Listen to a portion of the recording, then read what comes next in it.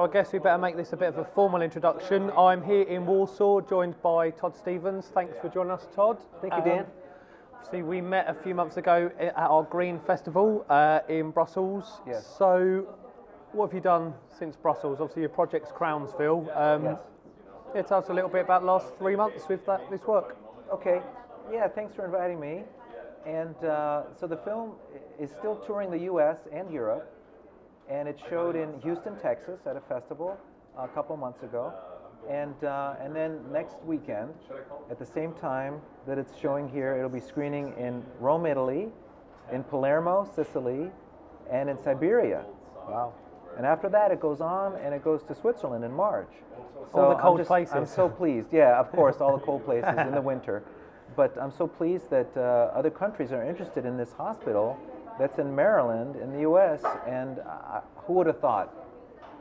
Yes. It was, as you say, almost a little passion project, took a while to complete and lots going on. And then we were having a conversation off air in the bar last night and just obviously talking about there is an interest in this subject matter, and you feel that then other people have come and approached you about other hospitals.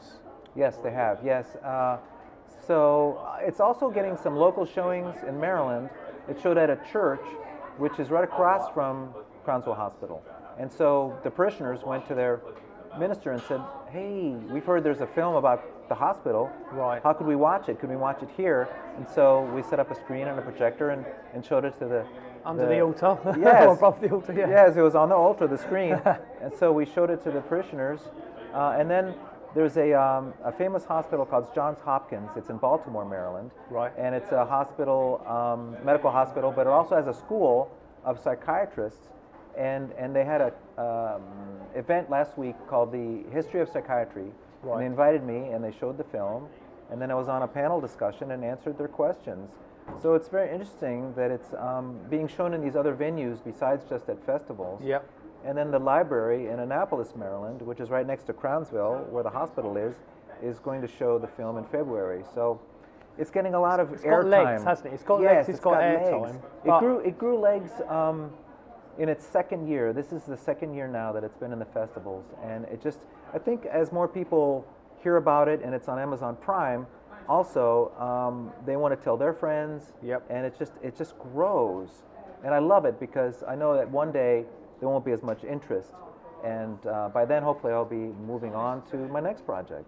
Yeah. But although it's your film, it's your project, given, as you say, 2 years, are you almost bored of it now and you want the next project to come, but you've got to carry on riding this wave because if you don't, you're going to miss out on an opportunity? In a way, yeah. I mean, Yeah. I expected this, but it's like actors on stage. I don't know how they do it. They, when they have to perform every night for 5 years, how do they keep it fresh? Yeah. So when I begin talking about the film, like with you, let's say, I get all excited again because I remember what it was like when I was editing it, when I was shooting it. Yeah. And, it was 5 years of my life, and it was finished in 2018. So it's been out there a while. And yes, a lot of people ask me about hospitals in Maryland or in New York City. Would you be interested in making a film about those? Not really, because it's a tough subject. Yeah. I picked a tough one. It's not easy to organize the material, and not that my next one would be easy, but I think I just want to tackle a different topic. Also, there's the expectation for you to unveil as many gritty truths, and if you don't, you're going to think, I've wasted time and I should have just, who knows, it could flip the other side. You could go to another hospital, you could crack it, and actually it could be a project which then is I believe this subject matter is commercially viable and sort of has a Netflix one, but I think for now, maybe taking a step back, doing something a bit more, which you want to do, and let's chat slot jocks. Yes. Nice title. So tell us a little bit about that concept. Sure. So Slot Jocks is a documentary, probably an hour long, and it's about these grown men, who play with the little slot cars, but they take it very seriously. So they're in a league called the Capital Racing League, and it's near Washington, D.C., and I would say they have about 20 members, and they spend a lot of time racing and a lot of money on their cars and their tracks. Their tracks cost over $1,000. Wow. And each car is about $100, but they have multiple cars. And this is all obviously there's the Scalextrics brand, but this is all Yes. unbranded as such, or is there companies that are involved with it, or is it just completely just No. guys? Right. It's loosey-goosey. It's a bunch of guys, but you have to be a member of the racing league, and when they have races, it's just like the real races. The cars have to meet certain specifications. So they test the magnets in the cars to see how strong they are. Right. They specify what kind of tires you have to use. As if you're out on the track. Yeah, it's amazing. And then they have time trials to see who places, and then they race, and they're just intense, and they usually drink a lot, and they get rowdy, and they say all kinds of crazy things, and it's fun. It's a lot of fun. So there'll be a little bit of history of slot car racing. Right. But So at the same time, when's the history of this competing start? Have you got this information, or is it this a?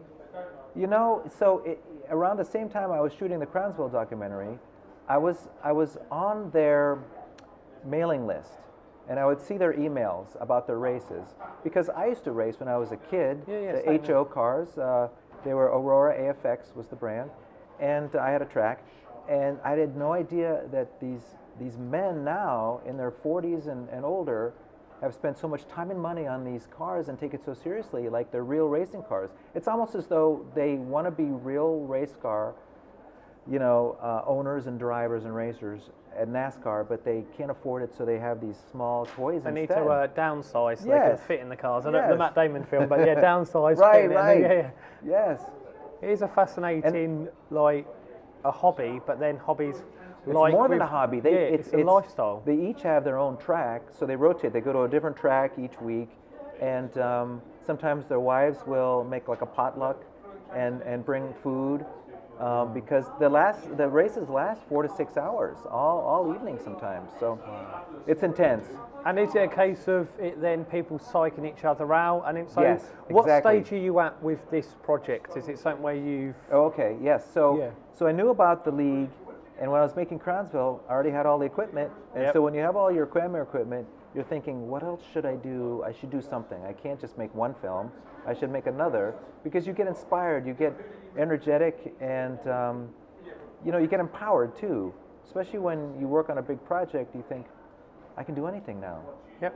Sky's the limit. So I actually shot Slot Jocks at the same time I did Crownsville Hospital. So it's all in the can, as they say. It's all shot. Brilliant. It just has to be organized and edited. And so And you've got I'm a hoping narrative for. arc? No, or I don't you have need the to- narrative arc yet. You need to find it in I the need edit. to find it Right. because basically I have the interviews. Yep. We shot about 10 interviews, but I think the story is going to be in what the people said during the racing, because a lot of times when they had downtime and they were working on their cars, we would go over to them and ask them questions. Right. And that's when they opened up, and I think that might be more interesting than the actual sit-down interviews.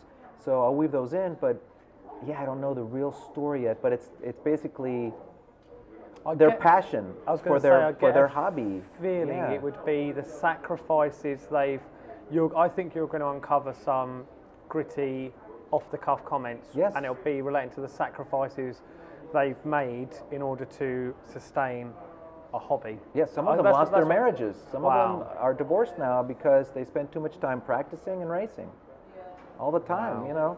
So, and unfortunately, one of the members passed away, had a sudden heart attack. He was like the top racer. He would win all the races, and he passed away, so they had a little memorial service for him. But it's, you just never can tell, when you're shooting what's going to happen. Yeah, you need to. So that'll be probably in the film, the fact that Reggie is gone now. Yeah, that's has it. left Even the if it's at planet. the end, because that's what you often see people watch it. And we were saying when we were having a drink last night, Mm-hmm.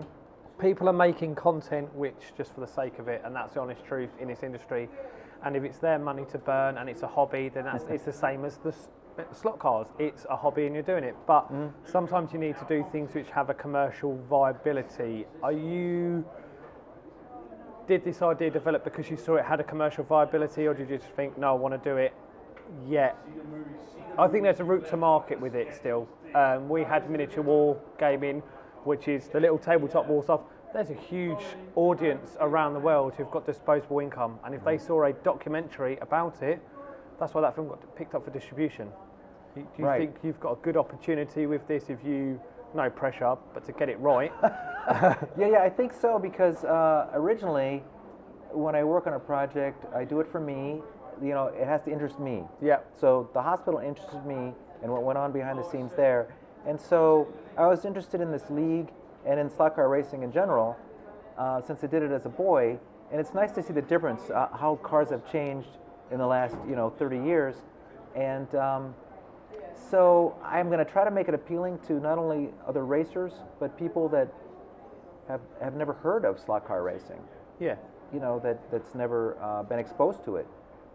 Because I think I can do it. I think I can make it interesting, because it's not just about the racing, but it's about the personalities going into the racing, and the camaraderie, and the smack talk. So it's going to be very it's like a boxing match, but it's a childlike almost version. And I think it's exciting that you've got the content in the can, as it were, but you haven't uncovered what's in there to then build the narrative. So that'll be exciting. And finally, you're here in Warsaw. You met a bunch of cool filmmakers in Brussels. So you're making a short film. What's your role in that? Yes.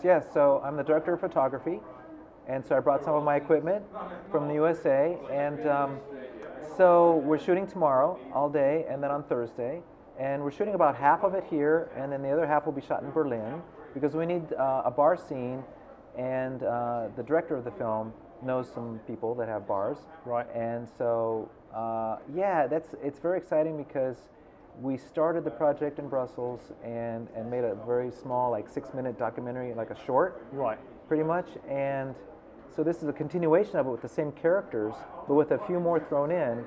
And I think there's going to be about 10 in this series, ultimately, in the end. So this will be number 2 of 10.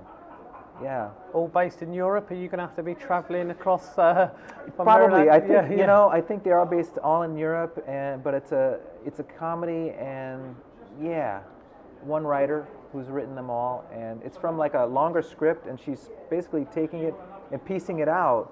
Okay. And then making a bunch of shorts out of the long script, the longer version, the feature film length. It's a bit of fun. It's the opportunity to network in a creative environment. The truth is, you don't know how it's going to pan out, but it's in an industry you love with people you're getting on with. Yes. So why not?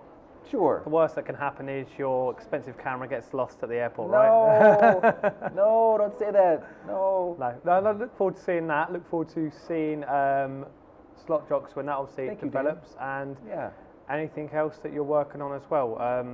You're a really likeable guy, and thank you for joining us. Oh, thanks. Thanks for having me. Thanks, Todd.